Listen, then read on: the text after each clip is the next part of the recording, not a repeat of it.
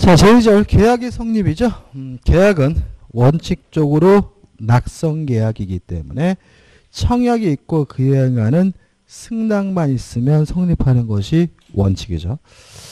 1번 청약의 상대방인데 청약의 상대방은 불특정 다수라도 상관이 없다. 그렇지만 승낙의 상대방은 언제나 특정인이다. 왜냐하면 승낙의 상대방은 청약자고 청약자는 뭐여야 돼요? 특정인이어야 되니까요. 2번 청약의 효력해서 1번 청약의 효력 발생에 나오죠. 의사표시니까 원칙적으로 도달하게 되면 효과가 생기고요. 또 2번 의사표시니까 발신 후 도달하기 전에 표의자가 사망하거나 제한 능력자가 되더라도 아무런 영향을 미치지 않아요. 근데 넘겨보시면 3번에서 예외가 있죠. 그러니까 이런 얘기거든요. 갑이 을에게 청약을 발신했고요.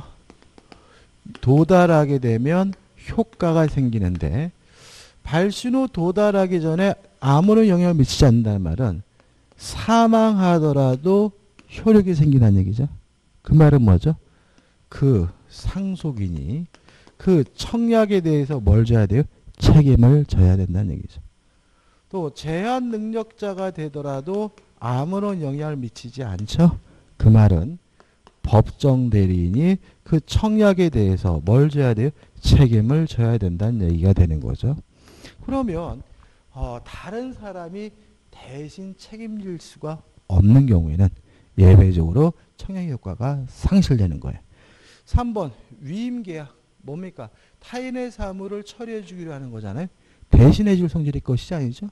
고용 남이 대신해 줄 일이 아니잖아요. 그죠? 아버지가 뭐 노가다판에서 일하고 했는데 돌아가셨다고 3살 먹은 꼬마가 대신할 일은 아니고 조합은 뭐예요? 동업계약이죠.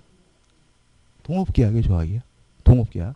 그럼 다시 말하면 아버지가 함께 포장마차를 운영하기로 했다라서 중학생 아들이 그것을 뭐예요? 대신해야 될 일은 아니죠. 이렇게 당사자의 개성이 중요시 되는 경우에는 사망하거나 제한 능력자가 되면 예외적으로 효력이 상실합니다. 참고로 예외까지는 출제되지 않아요. 그러니까 우리는 원칙적으로 사망 후 도달하기 전에 표의자가 사망하거나 제한 능력자가 되더라도 아무런 영향을 미치지 않는다죠. 그 다음에 원칙 임의로 처리하지 못하고요. 예외가 나와 있는데 뭐 특별한 거 없죠. 뭐 불특정 다수, 승낙기간을 정하지 않은 대화자 사이, 철회권 위반 청약, 이 예외 기억하지 마세요. 그죠? 원칙적으로 청약은 의사표시니까 상대방에게 도달하게 되면 뭐 하지 못해요? 처리하지 못해요. 근데 여기서 좀 생각해 볼 것은 뭐냐면 3. 승낙적격 해가지고 청약의 존속력인 거거든요. 자, 그럼 생각해 보자고요. 청약을 하면서 승낙 기간을 정해서 청약할 수도 있고요. 승낙 기간을 정하지도 않고 청약할 수가 있는 거거든요. 우리 집 살래 그냥 이렇게 승낙기간 정하지 않을 수도 있고요. 우리 집 살 거면 이달 말일까지 결정해서 승낙기간을 정할 수 있는 거죠. 그러면 언제까지 승낙을 해야 계약이 성립하느냐? 승낙기간이 정해져 있다면 그 기간 내에 도달이 돼야 계약이 뭐가 돼요? 성립되고요. 승낙기간이 정해져 있지 않다면 상당한 기간 내에 도달이 되면 계약이 뭐가 돼요? 성립되게 된다. 4번 청약과 승낙의 불합치에서 1번 변경을 가한 승낙은 뭐가 되죠? 새로운 청약이 된다. 2번 무의식적 불합의에서 나와 있는데 불합이면 계약이 성립조차 되지 않기 때문에 착오가 성립될 수가 없는 거죠. 이건 결국 무슨 얘기예요? 자연적 해석은 착오 문제가 될 수가 없다. 규범적 해석을 해야지만 뭐가 될 수 있어요? 착오가 될 수가 있다. 이런 얘기예요. 또 못 들은 척 하시는 분이 계셔서. 갑이 을에게 계집할 마음으로 집을 팔겠다고 했어요. 근데 을이 좋다 내가 네 집을 사겠다라고 승낙을 했어요. 원칙에 따라서 규범적 해석을 하면 갑이 을에게 팔겠다고 한 것은 집, 을이 사겠다고 한 것도 집이니까 규범적 해석을 하게 되면 집에 대해서 계약이 성립되는데 다만 일방 당사자와 의사의 표시가 뭐가 되어 있어요? 불일치되어 있기 때문에 갑이 모르고 했다면 이게 뭐가 돼요? 착오에 의한 의사 표시가 되는 거죠. 근데 만약에 자연적 해석을 하게 되면 갑이 을에게 팔겠다고 한 것은 뭐예요? 계집. 을이 사겠다고 한 것은 뭐예요? 집이니까 자연적 해석을 하게 되면 불합의로서 계약이 뭐조차 되잖아요? 성립조차 되지 않는다. 따라서 착오 문제는 무슨 해석을 해야지 발생하죠? 규범적 해석을 해야지 발생한다는 말인 거예요. 그다음 우측에 5번 승낙의 효력 발생 시기 1번 대화자 뭐 큰 의미 없는데 도달주의입니다. 도달주의. 근데 대화자는 빼세요. 자꾸 우리 교재 대화자가 나오는데 대화자까지 따로 기억하시면 헷갈려. 근데 시험에 안 나오니까 그냥 격지자만. 2번 격지자 간에 승낙해가지고 계약이 성립되는 시기는 언제냐면 승낙의 발신시인 거죠. 계약의 성립 시기는 승낙의 뭐죠? 발신시다. 자, 왜 그러냐? 이유는 간단해요. 자, 우리는 계약은 낙선 계약이니까 승낙만 있으면 계약이 뭐가 돼요? 성립되는데 승낙은 청약에 대한 답장이죠. 답장은 뭐죠? 발신주의. 그래서 언제 승낙을 할 거냐면 승낙을 발신한 때 승낙을 한 것이니까 계약이 성립되는 시기는 승낙이 도달된 때가 아니라 승낙을 뭐죠? 발신한 때다. 그럼 문제가 생기죠. 자, 위에서는 승낙 기간 내에 도달이 돼야 계약이 성립되는데 성립되는 시점은 도달이 아니라 뭐죠? 발신시라고 되어 있거든요. 그래서 이것을 어떻게 설명할 것인가에 대해서 우리 교재 이 격지자 간에 승낙해서 1번 후반 보시면 즉 격지자 간의 승낙은 승낙 기간 또는 상당한 기간 내에 부도달을 해제 조건으로 하여 발신과 동시에 효력을 발생한다. 이렇게 나와 있거든요. 자, 그럼 이렇게 되는 거죠. 갑이 을에게 청약을 하면서 예를 들어서 6월 20일까지 승낙해다오 승낙기간을 정했어요. 근데 을이 갑에게 좋다 내가 네 뜻대로 하겠다라고 승낙을 했는데 예를 들어서 6월 12일 날 승낙을 발신했다면 계약은 언제 성립한 거죠? 6월 12일 날. 근데 만약에 6월 22일 날 도달이 됐어요. 승낙기간 내에 도달하지 못했다면 해제 조건이라는 말은 성립했던 계약의 효과가 없어져 버린다. 이런 얘기인 거죠. 그죠? 따라서 계약이 성립되는 시점은 발신한 때입니다. 다만 그 성립한 계약의 효과가 계속 유지가 되려면 승낙기간 내에 뭐가 돼야 돼요? 도달이 돼야 된다. 다시 말하면 도달이 돼야 계약이 성립되는데 그 시점은 도달한 때가 아니라 뭐죠? 발신한 때라는 거 기억해 두시기 바랍니다. 6번 그 다음 6번에 연착된 승낙 1번 계약이 성립되지는 않는다. 다만 새로운 청약이기 때문에 또다시 승낙함으로써 계약이 뭐가 될 수 있어요? 성립될 수는 있고 2번 해가지고 승낙 연착의 통제예요. 자, 한번 생각해 보자고요. 자, 6월 12일 날 발신했는데 6월 21일 날 도달됐어요. 연착됐죠? 따라서 계약이 성립되지 않고요. 원칙적으로 연착된 승낙은 새로운 청약이기 때문에 갑이 또다시 그에게 승낙을 하면 그때 비로소 계약이 뭐 될 수 있는 거죠? 성립될 수가 있는 거죠. 자, 근데 문제는 6월 12일이에요. 8일이나 여유를 줬죠. 이 정도면 충분히 6월 20일 내에 도달할 수 있는 발신이었잖아요. 그러면 을은 6월 12일 날 발신했다면 얘는 계약이 성립됐다고 믿고 행동을 취할 수가 있거든요. 이렇게 충분히 그 기간 내에 도달할 수 있는 발신인 경우에는 갑은 을에게 연착의 통지를 해야 돼요. 연착의 통지를 해줘야 연착됐다는 이유로 계약이 성립되지 않는 거예요.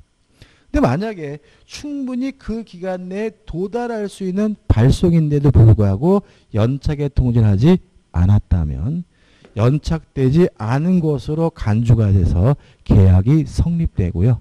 물론 성립되는 시점은 6월 12일이 됩니다. 표지를 읽어볼게요. 자, 2번 승낙 연착의 통지 1번입니다. 격지자 사이에 승낙의 통지가 승낙기간 또는 상당한 기간이 경과한 후 도달한 경우죠. 연착됐네요. 근데 문제는 보통은 그 기간 내에 도달할 수 있는 발송인 때는 충분히 그 기간 내에 도달할 수 있는 발송인 때는 청약자는 지체 없이 상대방에게 연착의 통지를 해야 되고요. 연착의 통지를 해야 연착됐다는 이유로 계약이 뭐 되지 않아요? 성립되지 않는 거죠. 2번 청약자가 승낙 연착의 통지를 하지 않은 때에는 승낙은 연착하지 않은 것으로 되어 승낙의 통지가 발송한 때 계약이 뭐가 돼요? 성립이 됩니다. 요 계약의 성립에 대해서도 반드시 시험 문제를 내는데 은근히 이거를 복잡하게 생각을 하시는데 기억할 건 많지 않아요. 이게 전부죠. 자, 청약은 의사표시니까 뭐죠? 도달주의다. 따라서 청약은 상대방에게 도달함으로써 효과가 생기는데 발신 후 도달하기 전에 사망하거나 제한 능력자가 되더라도 아무런 영향을 미치지 않는다. 자, 청약을 하면서 승낙 기간을 정해줬다면 그 기간 내에 도달이 돼야 계약이 성립되는데 그 시기는 도달한 때가 아니라 발신한 때다. 그죠? 그 기간 내에 도달이 돼야 계약이 성립되지만 성립 시기는 발신 시다. 따라서 연착된 승낙은 계약이 성립되지는 않습니다. 다만 새로운 청약으로서 청약자가 또다시 승낙을 함으로써 계약이 성립될 수는 있는데 만약에 충분히 그 기간 내에 도달할 수 있는 발신인데도 불구하고 연착됐다면 뭘 해줘야 돼요? 연착의 통지를 해줘야 연착됐다는 이유로 계약이 성립되지는 않는다. 충분히 그 기간 내에 도달할 수 있는 발송인데도 불구하고 연착의 통지를 하지 않으면 연착됐는데도 불구하고 계약이 성립되는데 그 시기는 승낙을 뭐한 때죠? 발신한 때다. 이것만 주의하시면 되겠죠. 그 다음에 교차 청약에 의한 계약 성립. 똑같은 내용의 청약이 교차가 됐다면 굳이 별도로 뭐 할 필요 없어요? 승낙할 필요가 없고요. 양 청약이 모두 도달됐을 때 계약이 뭐가 돼요? 성립된다. 그 다음에 넘기시면 의사 신원에 의한 계약 성립인데 이거는 뭐 복잡 관습에 의한 이런 게 아니라 승낙으로 볼 수 있는 행위가 있으면 계약이 뭐가 돼요? 성립된다. 음식물을 먹는다. 시내버스에 탑승한다. 또는 책에다 이름을 쓴다 같은 승낙으로 볼 수 있는 행위가 있으면 그 행위가 있는 순간 계약이 성립되는데 이게 뭐죠? 의사실현에 의한 계약 성립이고 2번 행위가 있을 때 성립한다. 청약자가 안 때가 아니라는 것만 주의하시면 되겠죠. 음식물을 먹는 순간 계약이 뭐가 돼요? 성립되고요. 먹었다는 사실을 상대방이 안 때가 돼야 성립하는 것은 아님을 주의하시기 바랍니다. 자, 그 다음에 계약치결성의 과실입니다. 이 계약치결성의 과실은 과거에는 참 시험을 잘 냈어요. 한 5, 6년 전에는. 근데 최근 들어서는 시험 문제를 안 내고 있었는데 최근 들어서는 지문으로는 내고 있어요. 그러니까 이게 독립적인 문제로 출제하기보다는 다른 일반적인 계약법 문제에서 뭐래요? 지문으로 출제하고 있기 때문에 이런 게 더 어려울 수도 있어요. 그러니까 지문이 나왔는데 뭔지 모르고 틀릴 수 있으니까 좀 조심하셔야 되는데 일단 정리해보면 원시적 전부 불능의 경우입니다. 원래 원시적 전부 불능은 무효입니다. 따라서 이행하지 못하더라도 책임을 질 필요가 없는 것이 원칙인데 원시적 전부 불능에 대해서 계약 체결자는 알았거나 또는 알 수가 있었고요. 원시적 전부 불능에 대해서 상대방이 선의이고 무과실이라면 원시적 전부 불능인데도 불구하고 체결자는 상대방에게 책임을 져야 되는데 요 책임을 계약 체결상의 과실 책임이라고 해요. 자, 우리가 조심할 것은 원시적 불능입니다. 후발적 불능의 경우에는 계약 체결상 과실 책임 문제되지 않아요. 원시적 전부 불능입니다. 원시적 일부 불능에 대해서도 계약 체결상 과실 책임 물을 수가 없어요. 그러면 이런 건 어떨까요? 수량이 부족하다는 이유로 일부 수량이 부족하다는 이유로 계약 체결상의 책임을 묻는 것이 가능하다. X의 오해예요. X인 거죠. 수량 부족은 원시적 일부 불능이에요. 예를 들어가지고 100평이라고 해서 땅을 샀는데 나중에 사고 나서 보니까 80평이다 라고 한다면 수량 부족이잖아요. 근데 100평 중에서 몇 평을 못 넘겨봐야 돼요? 20평. 일부죠. 물론 100평이 아니라 80평인 것은 계약 체결하기 전부터 그런 것이니까 이게 뭐예요? 원시적 일부 불능인 거예요. 계약 체결상 과실 책임이 발생할 수는 없습니다. 왜요? 원시적 전부 불능에서만 문제가 되니까. 그 다음 책임의 내용은 실내 이익을 배상합니다. 다만 무엇보단 클 수는 없냐면 이행이익보다는 클 수가 없어요. 자, 우리가 실내이익이라는 것은 뭐냐 하면 계약이 유효하게 체결됐을 거라고 신뢰, 믿었기 때문에 지출한 비용이에요. 따라서 체결되든 또는 계약이 체결되지 않든 당연히 지출해야 될 비용은 뭐가 아니냐면 실내이익이 아닌 거예요. 이해되시나요? 자, 실내이익이란 계약이 체결됐을 거라고 신뢰 믿었기 때문에 지출하는 비용을 말한다. 따라서 체결되든 안 되든 당연히 지출에 대한 비용은 뭐가 아니에요? 실내이익이 아니에요. 자, 그럼 예를 들어 가지고 매매 계약을 체결하려고 가면서 시내버스를 탔어요. 시내버스비 1,300원을 냈어요. 1,300원인가요? 요새는 찍찍으니까 얼마인지도 모르겠어. 그러면 실내이익이 아니에요. 그거는요. 아닌 거죠. 왜요? 그거는 계약이 체결되든 안 되든 당연히 지출해야 될 비용이니까. 이해되시나요?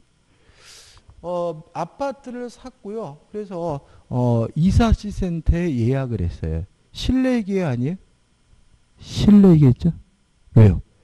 아파트 매매 계약이 유효하다고 믿었기 때문에 이사시센터에 예약한 거잖아요. 이해되시죠? 제가요, 경매에 참여하기 위해서 견적서를 뽑았어요. 견적서를 다시 한번요. 입찰에 참여하기 위해서 견적서를 작성했거든요. 그 견적서 작성 비용은 실내이익일까요? 아닐까요? 이 시험에 나왔어요. 자, 그러면 견적서는 내가 낙찰 받아야지만 쓰는 비용인가요? 아니면 낙찰 안 받아도 쓰는 비용인가요? 그죠? 그거는 되든 안 되든 당연히 지출할 비용이니까 견적서 작성 비용은 뭐가 아니에요? 실내이익이 아닌 거죠. 구별할 수 있죠. 그죠? 다시 말하면 당연히 지출해야 되는 비용은 뭐가 아닙니까? 실내이익이 아니다. 자, 근데 문제는 뭐냐? 우리 교재 보시면은 요건 나와 있고 효과, 그다음에 적용 범위에서 나와 있는데 적용 범위 의미가 없고 10번 계약 교섭의 부당 파기에 대한 책임이 나와요. 그죠? 근데 이게 여기 왜 나오는지 좀 설명을 드릴게요. 이거는 제가 잘 설명 안 드리는데 이런 경우가 있어요. 자, 우리가 여러분들 알다시피 손해배상을 청구하려면 위법행위해야 되죠. 다시 말하면 불법행위거나 채무불이행이어야지만 손해배상을 청구할 수가 있는 거예요. 우리 민법은 둘 중에 한 가지 원인이어야지만 뭘 청구할 수 있는 거예요? 손해배상을 청구할 수 있는 거거든요. 독일에서 이런 일이 발생했어요. 갑이라는 사람이 카페트 가게 구경을 갔어요. 근데 카페트 가게 구경을 갔는데 카페트가 잔뜩 쌓여 있었거든요. 쌓여 있었는데 요 쌓여놓은 카페트가 무너지는 바람에 이 양반이 깔려서 사망을 했어요. 그러면 요 카페트 가게 주인은 이분에게 손해배상을 해줘야 될 것인데 채무불이행인 거예요? 아니 구경하다가 돌아가셨잖아요. 계약도 안 했잖아요. 채무불이행일 수도 없어요. 불법행위인가요? 카페트 가게에다 카페트를 쌓아놓지 어디다 쌓아놔? 그러니까 이게 불법행위도 아니다. 그러면 민법상 손해배상을 해줘야 될 것 같은데 근거가 명확하지 않다라는 논점이 생겨요. 우리나라는 제가 봤을 때 이런 사건이 있었어요. 실제 사건이죠. 백화점에서 이렇게 에스컬레이터 타고 이렇게 올라가서 올라가시다가 이제 구경 온 거죠. 밑에 아는 분이 있어서 못 빼가지고 개똥이 엄마 이렇게 아는 척 하다가 교차되는 지점에 껴서 돌아가신 사건이 있었어요. 저는 개인적으로 이렇게 백화점이나 이런 데 가면 아이들이 에스컬레이터에서 이렇게 장난치는 거 보면 막 겁나.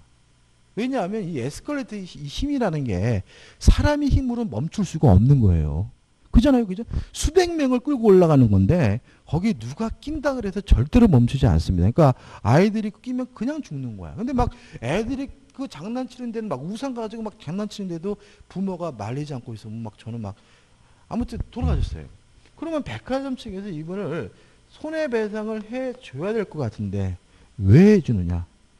구경하다가 돌아가셨으니까 계약 체결 전이니까 채무불이행일 수는 없는 거고 또 백화점에다가 에스컬레이터를 설치한 것이 불법행위일 수는 없기 때문에 이게 애매하다는 거죠. 그래서 우리 학자분들은 이게 학자분들은 이런 경우에도 계약 체결사의 과실 책임을 인정하자는 게 우리 학자분들의 주장이에요.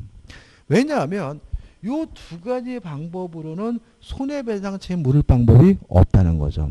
그러면 손해배상 근거가 되는 것이 없으니까 결국은 계약 체결성의 과실 책임에 관한 민법 규정을 끌어다가 적용하다는 거예요. 이게 뭐냐면 계약 체결 전 구형하다가 준비 단계에서 발생한 문제인 거죠. 이해되시죠? 그죠? 자, 근데 우리 판례는 안 그래요. 우리 판례는 뭔 개소리냐. 이 계약 체결사의 과실 책임은 원시적 불능에 대해서만 인정해 줘야 된다고 민법에서 규정을 두고 있는데 뭔 개소리냐. 그러면 이걸 뭐로 해결할 것이냐. 이거는 불법행위다. 왜냐하면 불법행위라는 것은 고의나 과실로 타인에게 손을 입히는 것이 불법행위잖아요. 자, 카페트 가게 카페트를 쌓아놓은 게 불법인 것이 아니라 쌓아놓더라도 무너지지 않도록 잘 쌓아야 되는 것이고 제대로 쌓지 못해서 카페트가 무너졌다면 카페트 주인에게 뭐가 있는 거예요? 과실이 있는 거죠. 불법행위라는 거. 또 백화점에다가 에스컬레이터를 설치한 게 불법인 것이 아니라 누가 끼더라도 돌아가시지 않도록 안전장치를 해야 될 의무가 있는 것이고 안전장치를 제대로 하지 않아서 이분이 돌아가셨다면 백화점에게 과실이 있으니까 불법행위 원인으로 손해배상 책임 인정하면 된다는 것이 우리 판례 입장이에요. 그래서 결국은 지금 교점 보시면 계약 교섭의 부당방해라는 것은 계약 체결 전이에요. 이 계약 체결 전 이런 것도 있지만 교섭 단계에서 밀고 땡기는 관계에서 부당하게 파기했을 때는 어떻게 할 것인가. 이 문제에 대해서 우리 학자분들은 두 가지도 성립되지가 않으니까 계약 체결사의 과실 책임을 인정해야 된다는 것이 우리 학자분들의 태도인데 우리 판례는 이 경우도 불법행위를 원인으로 뭘 청구해요? 손해배상을 청구할 수가 있다는 얘기고요. 물론 그 범위는 똑같습니다. 실내이익을 배상하되 이행이익은 넘을 수가 없어요. 마지막으로 우리 민법의 손해배상은요. 이행이익 배상이 원칙입니다. 다만 요 두 가지만 실내이익 배상인 거예요. 두 가지만. 요 외에 나머지 모든 손해배상은 다 무슨 이익 배상이에요? 이행이익 배상이라는 거.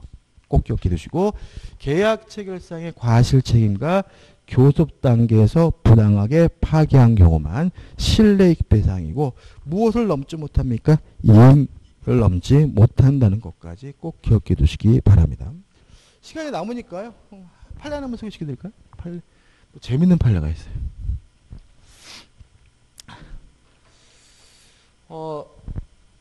갑이라는 분이 전주에 있는 우속대학교 교직원 시험에 응시를 했어요. 교직원도 사립대학 교원입니다. 준공무원이죠. 그래가지고 합격을 한 거죠.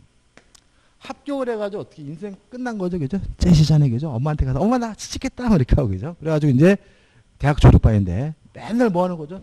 술 처먹고 미팅하고 게임하고 그냥 밤새고 막 그죠? 엄마가 막 뭐라 그러면 어떻게 그래? 나 취직했잖아 막 이런단 말이죠. 그래가지고 그냥 맨날 게임하고 막 밤새고 미팅하고 술 처먹고 이러면서 10개월이 13개월이 됐어요. 한 6개월쯤 됐어요. 근데 갑이 좀 이상한 거예요. 아니 합격했으면 빨리 와서 일해라 그래야 되는데 6개월 동안 연락이 없었잖아요. 그죠? 그래서 전화한 거죠. 아 제가 거기 시험에 합격을 했는데 왜 저를 안 부르시죠? 그러니까 뭐 합격했는데 걱정하냐고. 그래서 당신 우리 출근을 하려면 요러요러한 서류가 필요하니까 서류나 준비하라고. 그래가지고 서류까지 냈어요. 서류까지 제출하고 이제 어떻게 해요? 끝났잖아요. 그래가지고 어떻게 해요? 맨날 술 처먹고 미팅하고 막 게임하고 막 이러면서 세월 살다가 13개월이 됐는데 우속대학에서 귀화를 채용하지 못한 것에 대해서 유감이라고 통지서가 날라왔어요. 얘가 더 유감 있죠. 그죠? 갑이 환장하죠. 그죠? 아마 엄마한테 등짝 엄청 많겠죠. 그죠? 근데 여기서 문제가 되는 건 뭐냐면 예를 들어서 이 과정에서 이 사람이 예입니다. 이거는 판례 사건 아니에요. 삼성전자에 합격을 했어요.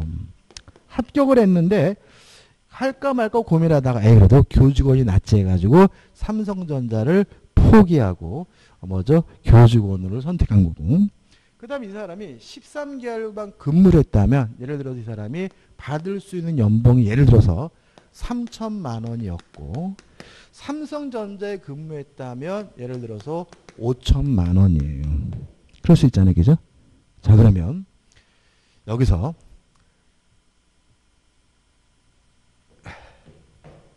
교섭 단계죠. 계약 체결 전입니다.